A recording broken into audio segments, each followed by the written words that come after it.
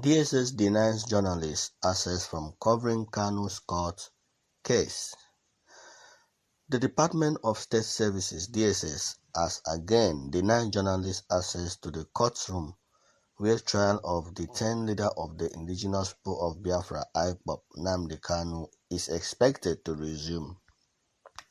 Kanu, who was rearranged before trial Justice Binta Nyako of the Abuja Division of the Federal High Court, is facing a 7-count amended treasonable felony charge the federal government preferred against him.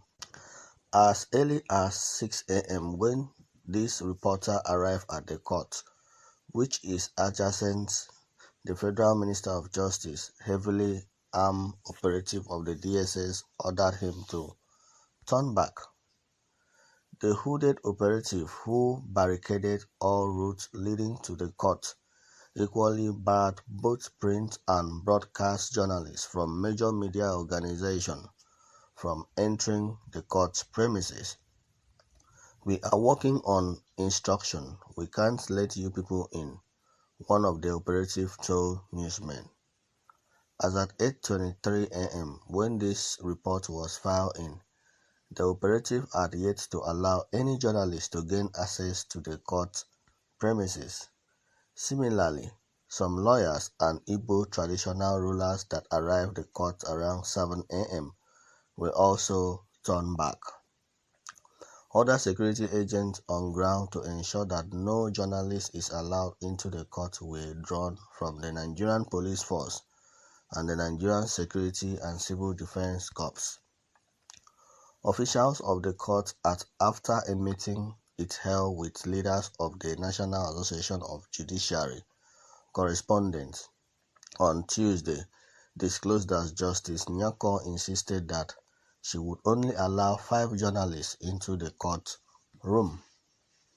Sequel to their instruction, a 5-man list comprising of journalists from the print, television, radio, and online news outlets, among whom included this reporter, was submitted to the court. However, upon arriving at court on Wednesday, DSS operative refused to allow any journalists in. Efforts to persuade the security agents to budge is still ongoing.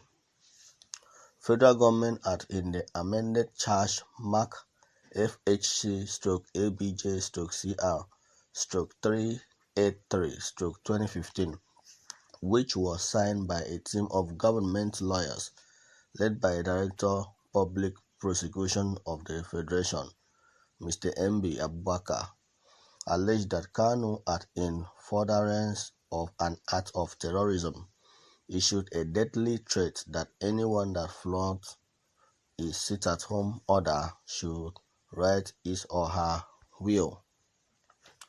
Federal government alleged that as a result of Kanu's directive, banks, schools, markets, shopping malls, fuel stations were not open for businesses with vehicular movement around in the southeast region of the country. He said the action amounted to an offense contrary to and punishable under 1(2)(b) of the Terrorism Prevention Amendment Act 2013. Federal government alleged that Kanu had on about the 28th April 2015 in London, United Kingdom, did in a broadcast on Radio Biafra, monitored in Enugu State and other parts of Nigeria within the jurisdiction of this honorable court, referred to Major General Muhammadu Buhari, President and Commander-in-Chief of the Armed Forces of the Federal Republic of Nigeria, as a pedophile, a terrorist, an idiot, and an embodiment of evil, knowing same to be false, and you thereby committed an offense contrary to Section 375 of the Criminal Code Act, Laws of the Federation of Nigeria 2004. He was alleged to have committed treasonable felony, an offense punishable under Section 41C of the Criminal Code Act.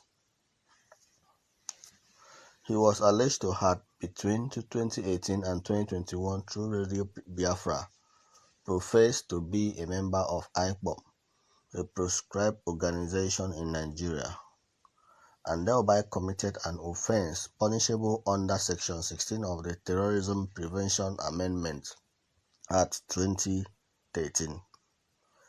In Count 5 of the charge, federal government alleged that Kanu had on April 22, 2021, in London, United Kingdom, on Radio Biafra, monitored in Enugu and other parts of Nigeria, did an act of terrorism in that you incite the other members, that is followers of the indigenous people of Biafra, IPOB, a proscribed organization in Nigeria, to look for security personnel, their family members, through a Radio Biafra on 102.1 FM monitored through the IPOB community radio, and you thereby committed an offense contrary to and punishable under Section 1(2) of the Terrorism Prevention Amendment Act 2013.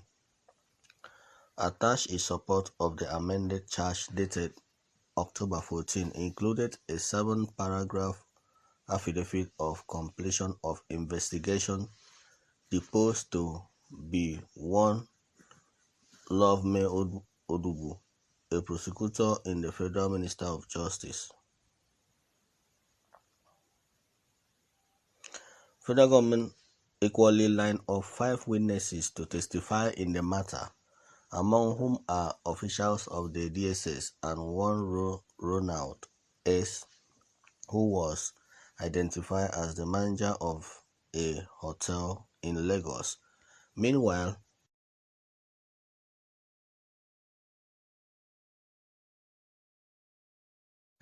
several credit card numbers extracted from Naira Marley's phone, EFCC testifies.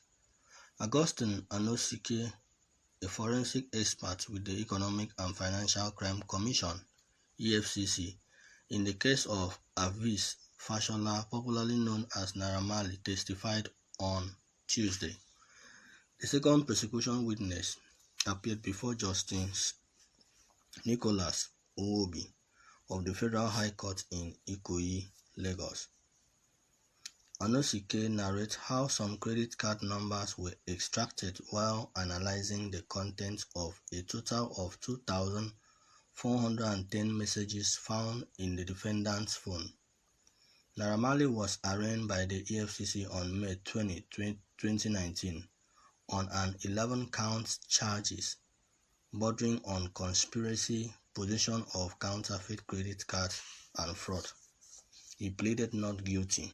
Anosike told the court that Exhibit F was a conclusion of his analysis of the defendant's iPhone X version 10.6 model A1901 with number 0742734432 and an email nairamali@icloud.com.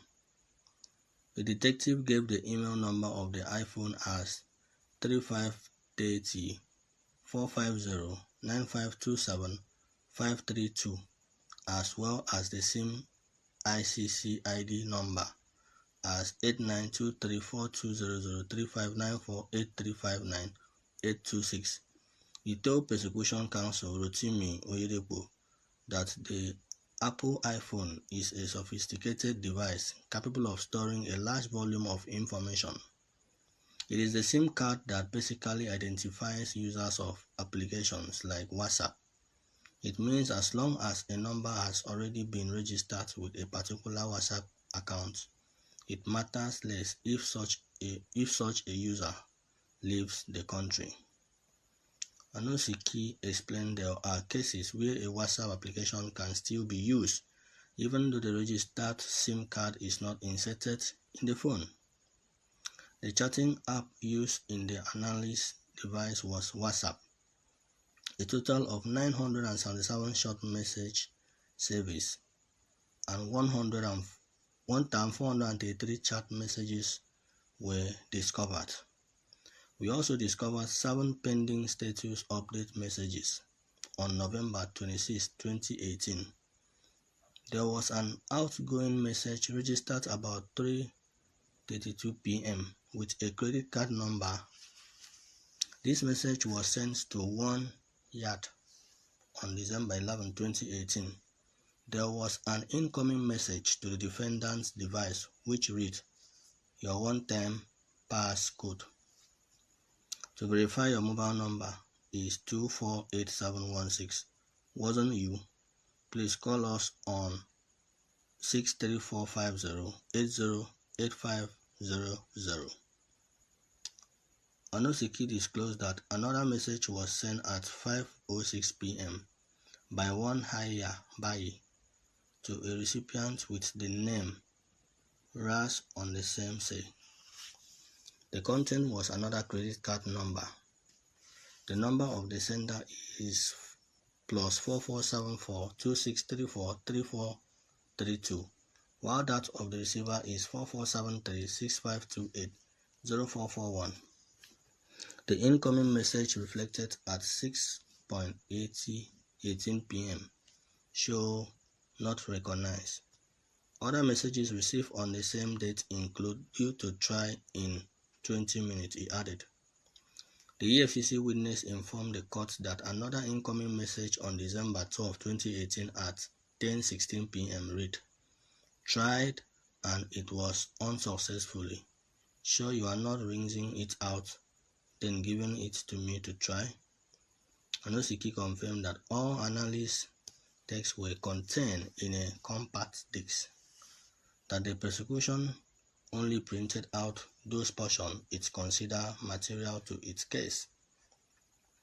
The expert asked the court and the defense counsel, Olalekan Ojo San, if the prosecution could bring a projector to play the CD in the open court.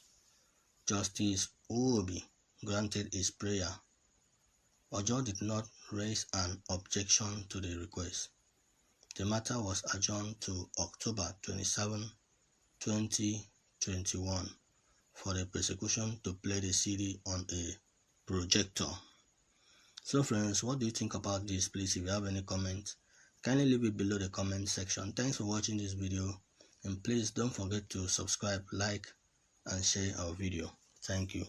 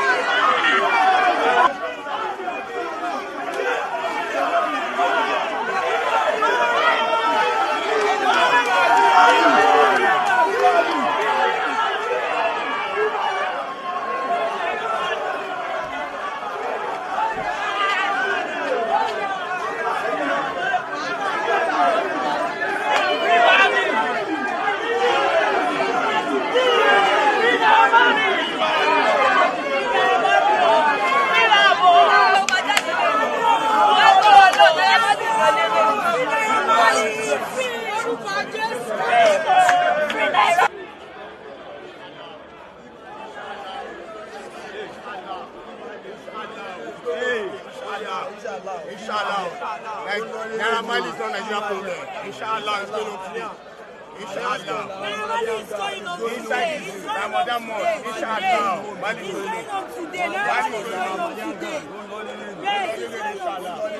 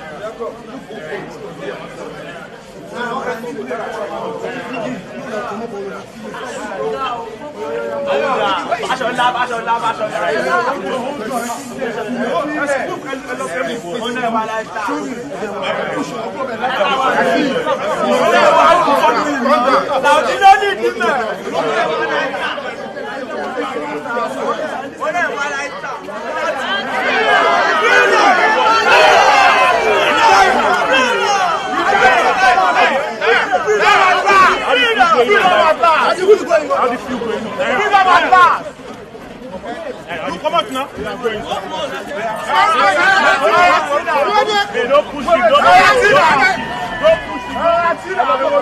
Laramal is back to back, man. He's a legend. I expect more from Laramal. He's coming back to back, man. We love Laramal. We all love Laramal. No manners, man. No manners. Ejek Ogbagiri on Laramal at last is all good. Free up. No, the rest nobody say they don't free up.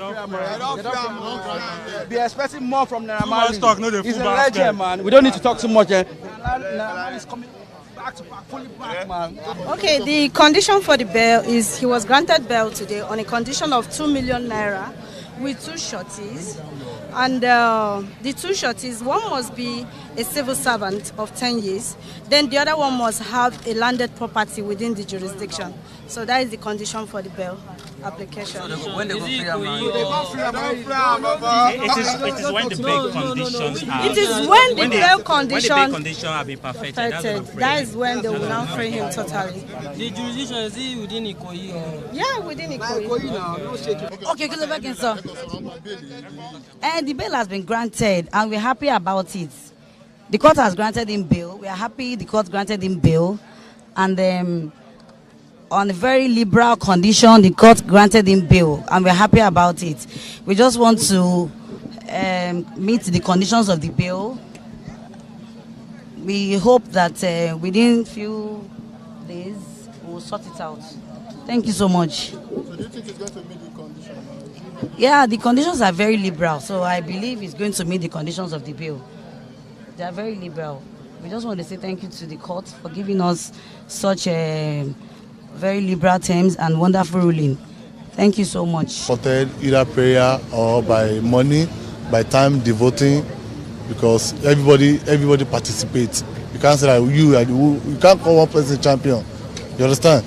So we really appreciate the judge because the bail condition is reasonable. It's going to be perfect by soon. It's coming out by soon. I pray by the grace of God, going to celebrate Salah with us. That one of the shorties should be a public servant of grade level 10. So, and I believe that with the condition that your Lord is my Lord that imposed, we are hoping that the defendant will come and stand his trial. The court has the power to grant or refuse bail, and that's what my Lord has done in this circumstance. So when is the case meeting? Yes, my Lord had given us the 21st, 23rd, 22nd, 23rd, 24th of October for hearing, and I know that by within those 3. There is another trending news here which I'm about to share with you people. The headline reads, "Why Plateau Speaker Abok was impeached." When Honorable Nahu Ayuba Abok was elected Speaker, Plateau State House of Assembly, Governor Simon Bako Lalong was lauded for his support in producing the youngest speaker in Nigeria. Abok was a 400-level student of University of Jos in 2019 and was said to be a mobilizer and youth leader who Lalong thought would be easy to manipulate. But the governor was wrong. The cordial relationship soon turned sour because Abok oftentimes disagreed with Lalong's administrative style, especially his handling of insecurity and other centrifugal matters that polarized residents of the state. The issue came to a head during the last crisis in Jos, which affected places like Basa, Jos North, Jos South, Rayom, Bakin Ladi, Bukos, Mangu, and killing of travelers at Rukubu Road and Yewa Zangam. When the crisis became protracted, the House of Assembly under the leadership of Abok gave the governor an ultimatum to stop the killing and address the state. The governor was also asked to pay condolences to affected victims, provide them relief materials, and pay their hospital bills. The governor was said to be angry at the marching order from lawmakers, though he responded to their demands. Sources said lawmakers' action was seen to have emboldened some residents who dumped the corpses of victims at the government house before their mass burial. Shortly after the mass burial of the victim, a battle line was drawn between the governor and Speaker, Professor Lalong. Group went to town accusing Ayuba of having an ambition to become governor and impeach Lalong from office. Unknown to some APC lawmakers, 14 of them were made to append their signature to a document affirming their loyalty to the party and denounce rumors making the rounds of their intention to decamp to People's Democratic Party (PDP). The Speaker was also said to have signed the document, which was later interpreted to be their consent for passing vote of no confidence in Speaker. To prepare ground for his impeachment, the state chairmanship of APC was zoned to Bakin Ladi to compensate the majority Berum speaking tribe in Plateau North, Professor Danladi Atu, secretary to the governor, supported this arrangement for Aviziri to take over deputy governorship slot in 2023. Information further revealed that during the recent local council primaries of APC, Abok sponsored a candidate for Jos East and Jos North chairmanship against the choice of the secretary to the government, Shehu Bala Osman. SSG had his way, but the election generated bitter reaction against Abok by a group believed to be loyal to Lalong.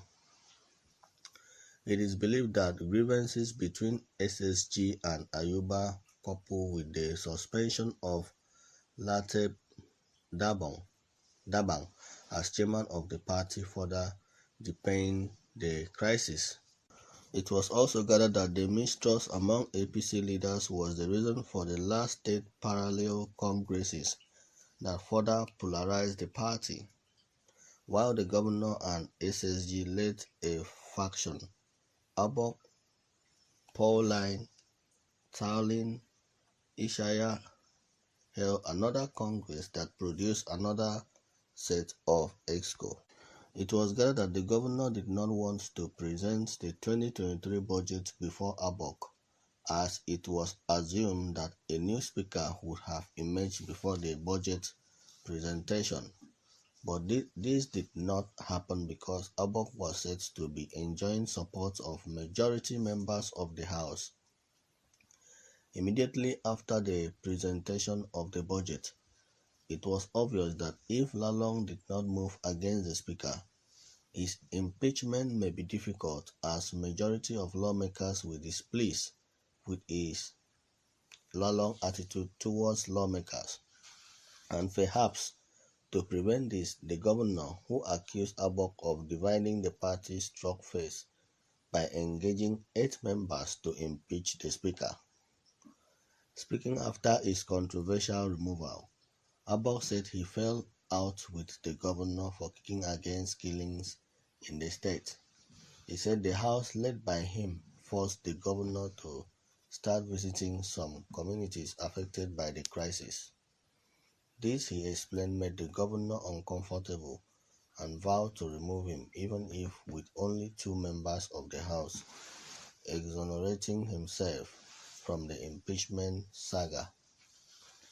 Governor Lalong said the House is totally autonomous and capable of determining its leadership at any time without any external interference. He expressed confidence that their decision is the best for the state because they have clearly shown that they are on the side of the people and will not sacrifice legislative duties which they have taken an oath to perform on the altar of political ambitions. The governor said, as a house, you are the ones who knows why you had to change your leadership at this moment. However, this kind of event is not new to the Plateau House of Assembly, where the leadership have been changed arbitrarily in the past. Nobody comes to the House as a speaker, but the members donate such privilege to one of them as first among equals. That is why those who have such privilege should do their best to carry their colleagues along and work for the benefit of the people and the legislature. He assured the new House leadership that he will support them and continue to work for their success.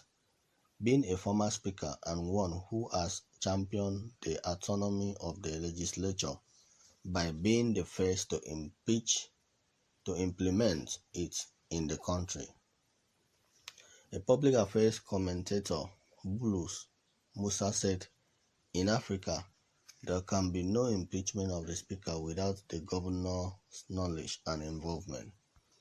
While it was learned that a group had petitioned EFCC against the speaker, alleging misappropriation of funds, another group debunked the allegation, saying that the allegation was a plot to give the speaker a bad image and pave way for his impeachment.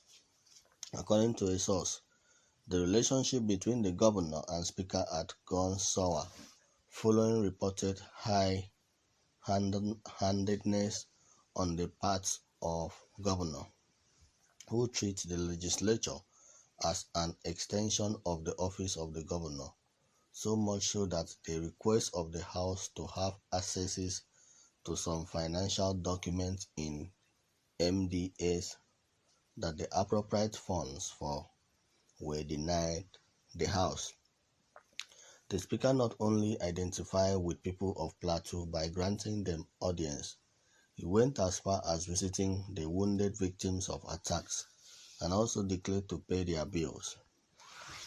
It was further gathered that on another occasion, while the students of the Plateau State Polytechnic were protesting against the strike embarked upon by lecturers of all tertiary institutions in the state, combined team of security men opened fire on the defenseless students, beat and subjected them to all manner of barbaric treatment, right under the watch of the state government. The Lalong administration was said to be so insensitive to the point that not a single government representative was present at the burial of the student who was killed, but the speaker was there. Such moves have endeared Abok to the people, who now see him as the only voice in the administration standing by them, a move that is rumored to have sent shivers down the spines of those in the executive who fear that With the popularity and acceptance of the Speaker by the Plateau people, he may have the governor impeached. A political analyst in the state, Musa Ajang, said that the Constitution has spelled conditions under which the Speaker can be impeached. It must be a two-thirds majority of the House. In this case, not less than 18 members must consent to the impeachment. Members of the House who claim to have impeached the Speaker did not do their job well, as only 8 of them did the hatchet job by 6 a.m. The 8 lawmakers were said to have arrived at the House of Assembly complex by 5 a.m. and completed the process before 6 a.m. At the gate of the Assembly, security men did not allow other members to enter the Assembly complex. That was why a lone protester, evangelist Yakubu Gidado, described the impeachment as illegal and anathema.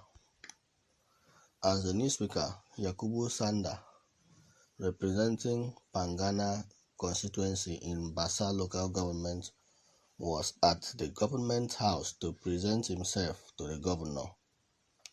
Abok converged with 14 members outside the assembly complex where he presided over and deliberated on what happened and suspended the 8 members and principal officers of the house. The 14 members passed a vote of confidence in Abok. Meanwhile, a REPS member, Dachung Bagos, has described the removal of Abok as illegal and a calculated attempt to murder democracy in the state, and berated the state governor, Simon Lalong, for supporting the illegal removal of the Speaker. He said the governor's position undermines the tenet of democracy and peace on the plateau. Bagos called on President Muhammadu Buhari, the Senate President Ahmed Lawan, and Speaker House of Representatives Femi Gbajabiamila to urgently intervene in the political crisis going on in the state before democracy is murdered. He said Abok was removed because of his standing with the people over incessant killing in the state. He has been speaking truth and trying to prefer solution, which has made him a scapegoat with a kangaroo coup carried out by 6 members purportedly to impeach Speaker, he said. However, former governor of the state, Senator Jana David Jang, has called on Plateau elders to rise up to the occasion by prevailing on Lalong to demonstrate leadership for once by allowing members of the House to decide who their leaders are. The former governor in a statement said even if the Speaker were to be impeached, members of the House should be allowed to decide instead of arm-twisting few members, adding that unfortunate developments will further derail the government of the day as it staggers towards a directionless route. He said the executive has tried, albeit unconvincingly, to wash its hand off the disgraceful events in the House of Assembly, but the more the governor and his handler try to spin a story around the issue, the more glaring it becomes that the 6 members who stage impeachment are only acting out a script for the governor. The hasty nature with which the governor hurriedly received a new speaker, knowing full well, being a lawyer, that what happened was an aberration, speak volumes. Evidence has shown that the numbers required to carry the impeachment is not available to those desperate to remove the Speaker. Hence, they have resorted to using undue force in pushing forth their agenda, which is indeed not only unconstitutional, but shameful, he said. The governor must listen to the voice of reason and restore normalcy in the Plateau State House of Assembly. The crisis bedeviling the assembly has a way of spiraling to affect the lackluster performance of the government, which has already failed in discharging its responsibility to Plateau citizens. The interests of a few millions of Plateau people who deserve better treatment. No amount of explanation will justify wrongdoings. It is unconstitutional for 8 out of 24 members to affect a change in leadership in the House, no matter how the government got them on. The governor should know better as a lawyer. He must not allow the trapping of power push him to dig deeper into infamy. The price he has earned for himself with Plateau people in seeking personal ambition over the collective welfare of the citizen. John continued, democracy has come up of age in Nigeria, and those of us who were in trenches fighting for return to democracy will not fold our arms and watch our labors washed down the drain by the egotistical pursuit of individuals who are only beneficiaries of what we were even jailed for by the military. I want to use this medium as I join my voice with those of other well-meaning Plateau people to call on the governor to salvage the institution and restore normalcy to the House. We have become a laughingstock, and we must put an end to the unconstitutionality playing out at the Plateau State House of Assembly. Miffed by the witch counsel of the former governor, Lalong fingered Jang as the brain behind leadership tussle rocketing the House of Assembly to score cheap political points, saying the former governor is the last person to preach politics of morality. A statement signed by the Commissioner for Information and Communication, Honorable Dan Manjang, expressed shock over the accusation leveled against Governor Lalong by Jang. He said the government is shocked not only by the accusation and attack by the former governor on the person's Lalong, but by the boldness of the former governor to attempt to change the narrative and preach what he has never believed throughout his political life, all in a bid to fool the gullible members of the public. The face behind the mask has been unveiled by no other than the masquerade himself. For those who have been looking for the person behind the ugly stage-managed incidences in Plateau State, which culminated into the recent impeachment saga at the House of Assembly, the answer has come out in the most unexpected and spectacular manner. Who did not intend to dignify the former governor, who is the least qualified to preach any morality about democracy in Plateau State and Nigeria because of his anti-democratic credentials? We deem it necessary to put the record straight and save the people of Plateau State and other discerning Nigerians from being whitewashed with false propaganda shrouded in sentiment. There is no better case of pot calling kettle black than the infamous sermon by Jang, who is either suffering from amnesia or has come full circle in the art of deceit that he is attempting to fool the people, including himself.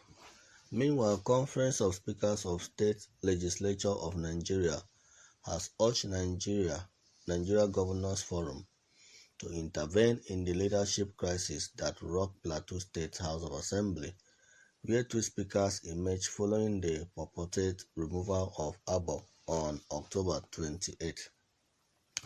The chairman of the conference and speaker, Bauchi State House of Assembly, Honorable Abubakar Suleiman, who led other speakers from Ogun, Ebonyi, and Ekiti State, made a plea during a crucial meeting between the leadership of the Speakers Conference and the chairman of NGF and Governor of Ekiti State, Dr. Fayemi Kayode, in Abuja.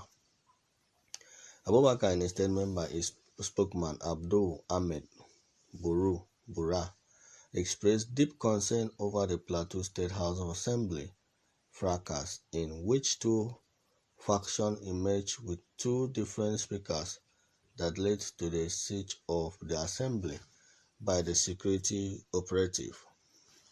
The speaker therefore called for the quick intervention of governors so that all parties involved in the crisis will shield their sword and respect the constitution. Abubakar, who reiterates the sanctity of the legislative arm and the setback the crisis would bring to governance in Plateau State, expressed their confidence that NGF and Governor of Plateau State, Simon Lalong, would quickly intervene on the matter to restore normalcy to the assembly.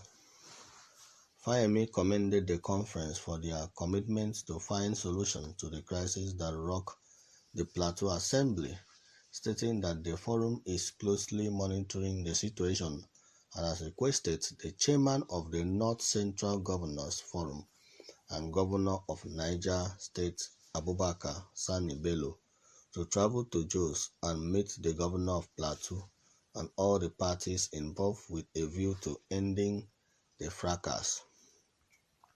So friends, what do you think about this? Please, if you have any comment, kindly leave it below the comment section. Thanks for watching this video. See you next time.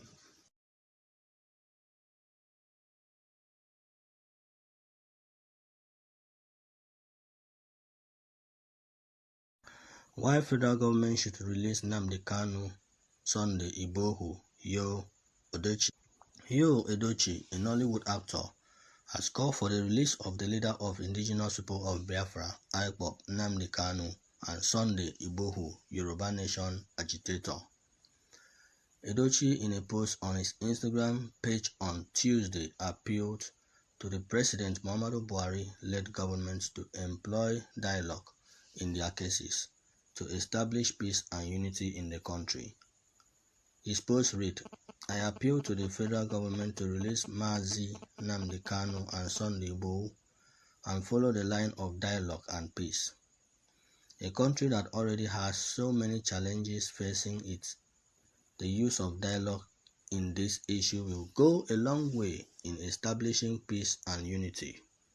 Recall that Kanu was arrested in July 2021 in Kenya and was repatriated to Nigeria to continue his trial. Last week, the Nigerian government rearranged him before Justice Binta Nyako of an Abuja Federal High Court. On the other hand, Sunday Igboho is facing trial in Benin Republic after he was arrested while attempting to travel to Germany. The agitator and his wife left Nigeria after the Department of State Services (DSS) declared him wanted over guns found in his house.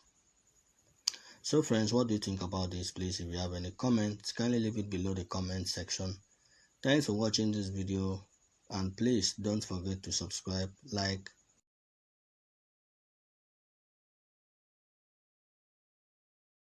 Why I don't feature Davido in new album Mayokun?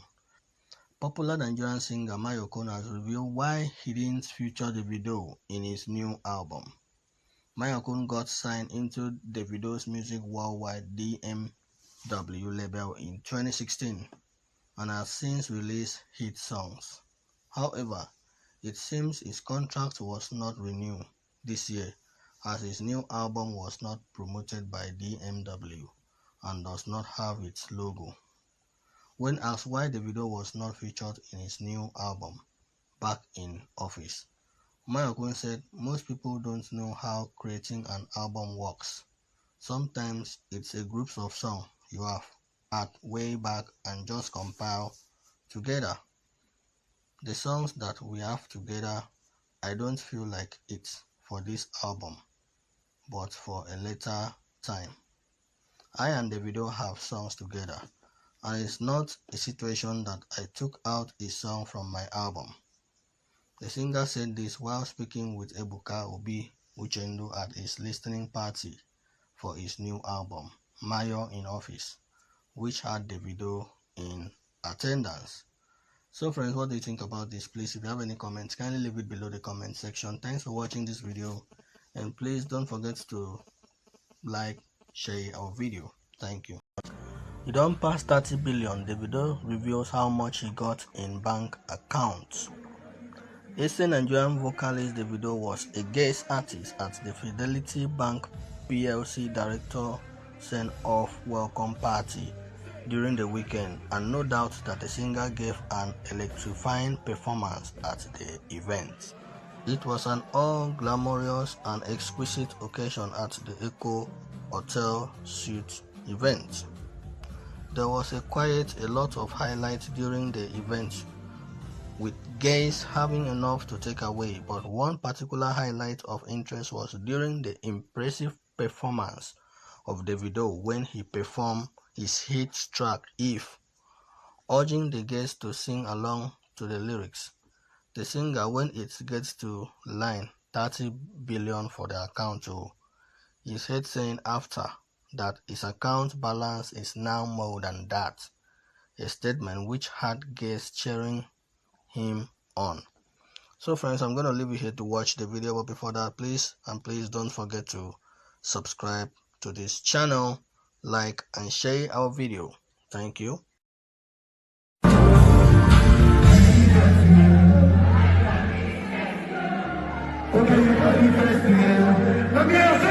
If I tell you,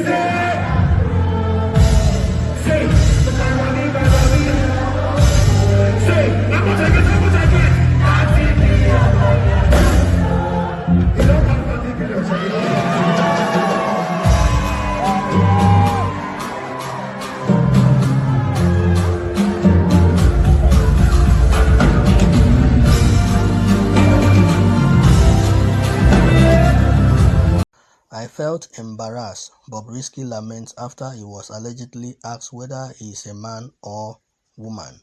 Hello friends, how are you doing today? You're welcome back to our channel. Please, if you have not subscribed, do well by subscribing to this channel, and also hit the bell icon so you won't miss any updates from us. Thank you. Popular crossdresser Bobrisky has lamented profusely after he was asked whether he is a man or a woman. The male Barbie in an audio clip narrated the unpleasant encounter he had when he went to visit a friend at VGC, Lagos State. According to him, this guy is a very good friend of his, and he decided to pay him a visit coincidentally. His friend brother from the village, Imo State, was present, and upon seeing him, recognized him at first sight. Then proceeded to ask the question, is this person a male or female in Igbo dialect? Bobrisky, who stated that he also understands the Igbo language, disclosed that he felt so embarrassed over such a question. So guys, I'm going to leave it here to watch the video, but before that, please don't forget to subscribe, like and share our video. Thank you. Cubana Chief Priest speak on Obi Cubana's EFCC arrest. Hello friends, how are you doing today? You're welcome back to Ikeresco TV. Please, if you have not subscribed, do well by subscribing to this channel, and also hit the bell icon so you won't miss any of our updates. Thank you. Pascal Okechukwu, aka Cubana Chief Priest, has reacted to the arrest of his friend, Anambra State-born philanthropist Obinna Ihebu, popularly known as Obi Cubana. News had reported that Obi Cubana was arrested by the Economic and Financial Crimes Commission (EFCC) on Monday. Obi Cubana was arrested and brought to the EFCC headquarters on Monday afternoon over allegations of money laundering and tax fraud. Reacting, Cubana Chief Priest called on the Anti-Graft Agency to free Obi Cubana, adding that Igbos are used to the EFCC treatment. He wrote on Instagram, "What doesn't kill us make us stronger. We Igbos are used to this. Free Obi Kubana," he said. So friends, what do you think about this? Please, if you have any comments, kindly leave it below the comment section. Thanks for watching this video, and please don't forget to subscribe, like, and share our video. Thank you.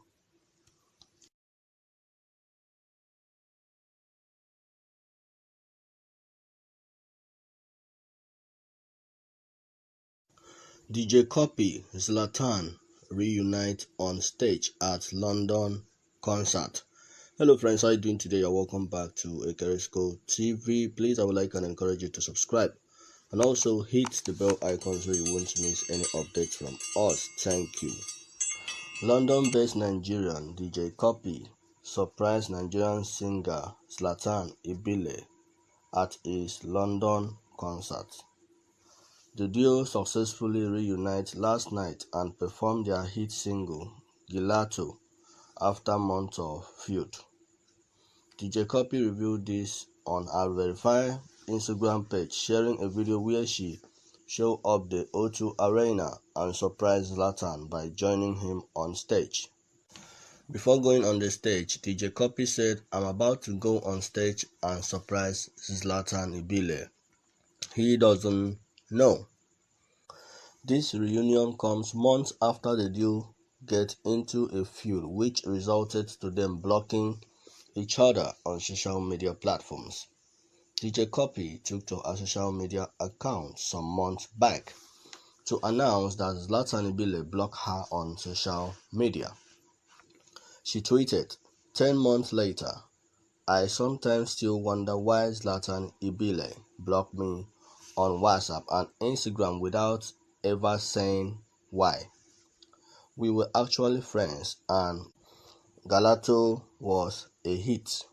Shortly after this, Zlatan denied knowing DJ Copy in an interview on The Switch Show when he was asked about the social media blocking. Therefore, this recent surprise by DJ Copy has suggested that the duo has squashed their feud. So friends, what do you think about this? Please, if you have any comments, kindly leave it below the comment section. Thanks for watching this video, and please don't forget to subscribe, like, and share our video. Thank you.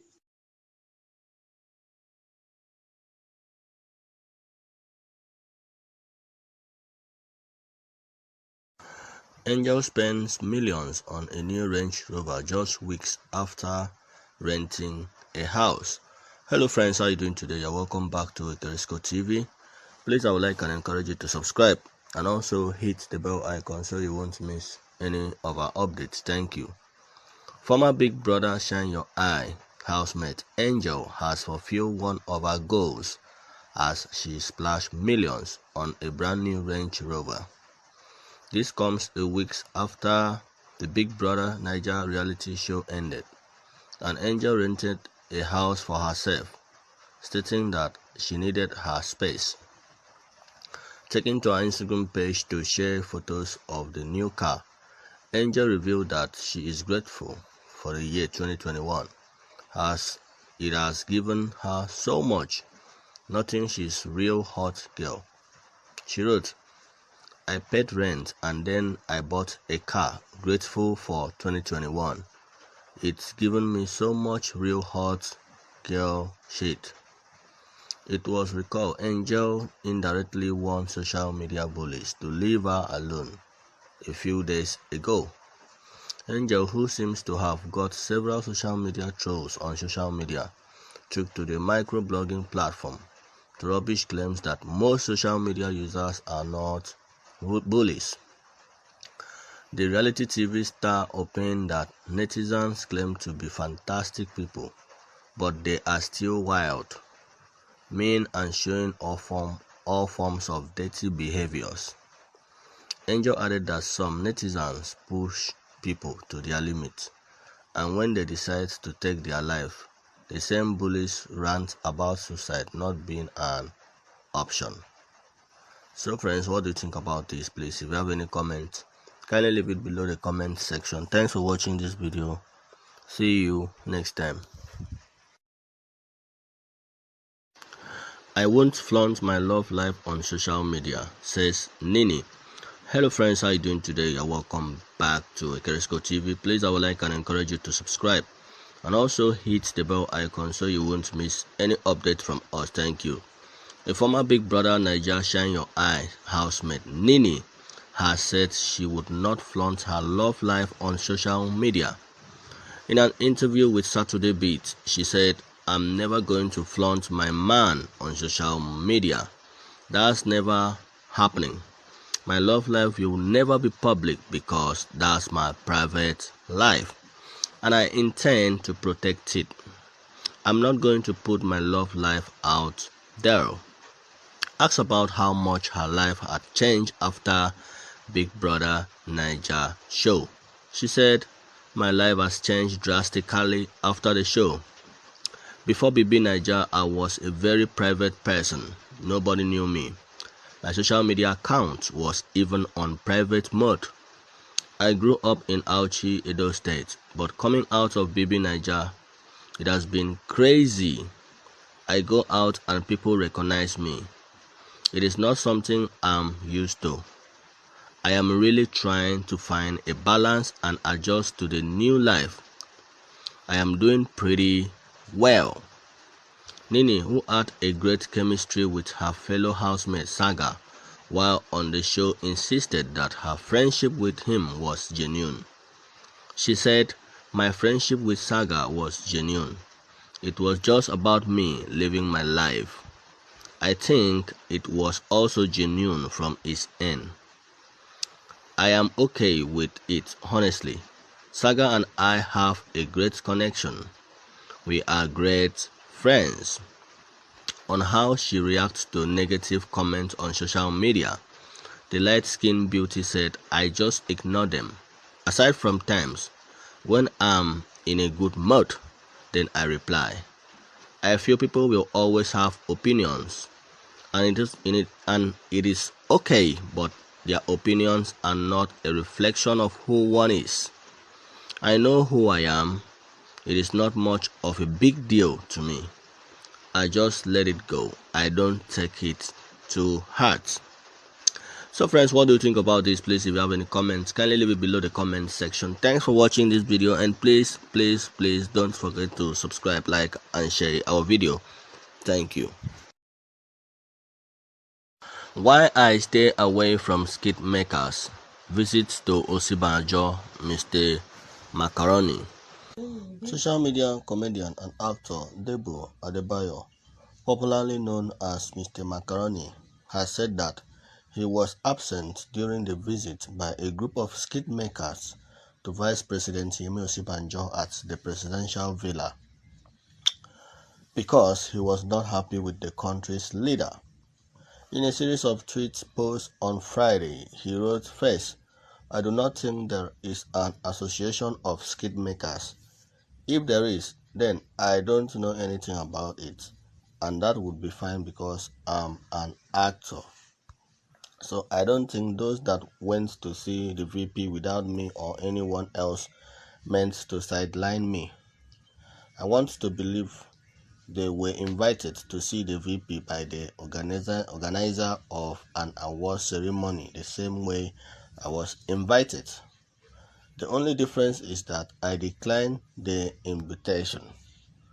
The reason I declined is simple. As a citizen, I'm not happy with our leaders and I do not want to associate with them. It's okay if others believe that sitting with the government will change certain things and decide to try it out. I don't think they should be crucified for that. I have just seen too much to know that the government sees and hears everything. They and their workers are always on the internet. They know what we cry and complain about. They do nothing about it. So, what will sitting down with them to tell them what they already know changes?" He added, "When politicians say they want to engage me, I always tell them to pick a public place where all members of the press will be present so that I can say my mind as I see it. Then they are begging for votes. They come to us publicly So why do you want to see me privately? He maintained that his desire was for Nigeria to be a better nation for himself and other citizens. He wrote, "I am no hero or saint. I am not perfect. I am only a concerned citizen who wants a better nation for myself and for every other Nigerian. I use my voice, my craft, and my platform to do this, and I have been greatly persecuted for it. This is who I am. It is who I have always been. Even before fame, I have suffered so much for it. And sometimes I ask myself, why am I the way I am?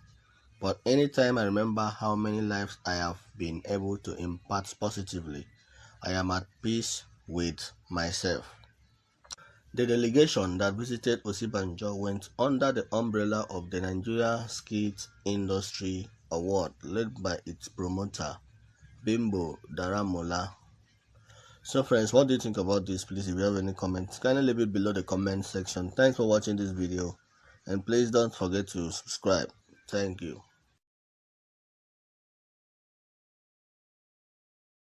PDP group endorses Wike for president.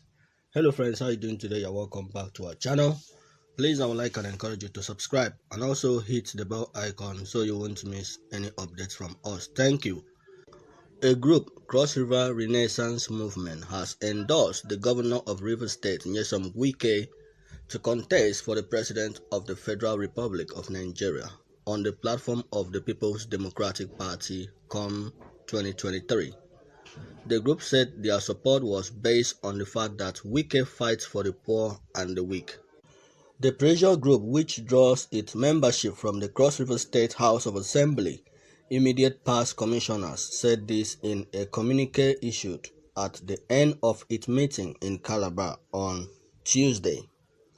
A former River State Commissioner for Water Resources, Gabe Odu Oji, who read the communique, said, "Against the background of the clarion call and passionate expectation of Nigerians for good and enduring leadership, having been dissatisfied with the rudderless leadership provided by the APC in the last 6 years, resolve, among other issues, to call on leadership of the PDP to present a man with character and content as flag bearer for the party's presidential ticket in 2023 in order to further strengthen the faith of the people in the Nigerian polity."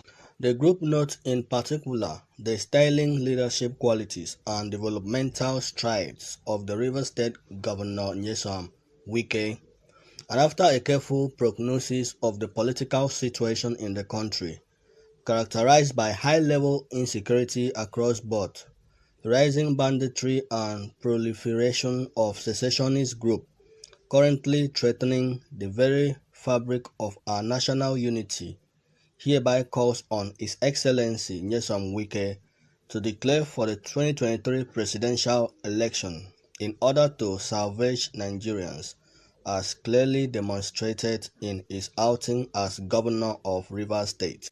The group described Wike as a nationalist who truly believes in the unity and indissolubility of Nigeria, and has clearly demonstrated this in his uncompromised stance against separatist agitation and his liberal posture as demonstrated during Sokoto Inferno.